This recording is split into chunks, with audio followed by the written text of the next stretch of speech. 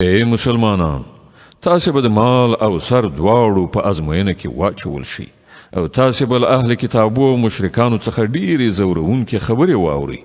که تاسې په دې ټولو حالاتو کې د زغم او له خدایه ویرې په چلند ثابت اوسئ، نو دا د سترې حوصلې کار دی. دغو اهل کتابو ته هغه کلکه وعده هم ور یاده کړه چې الله ورڅخه اخیستې وه چې تاسې به د کتاب لارښودنې په خلکو کې خوروئ او هغه به پټوئ نه، خو هغو کتاب شاته وغورځاوه او هغه یې په لږ بیه وپلوره.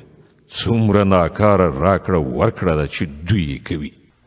تاسې هغه خلک له عذاب نه خوندي مانګیرئ چې په خپلو کړو وړو خوشحاله دي او هیلهمند دي په داسې چارو کې ستاینه وشي چې په واقع کې هغوی نه دي کړي.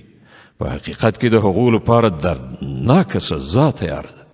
د ځمکې او اسمانونو څښتن الله دی او د هغه پر هر څه لاس بر دی.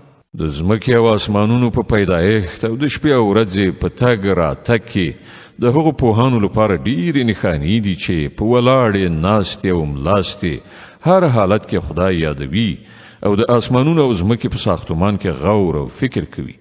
هغوی په غیر ارادي توګه غږ کوي چې زموږ ربه دا ټول شیان تا عبث او بې مقصده نه دي هست کړي، ته له دې نه پاکې چې عبث کار وکړي.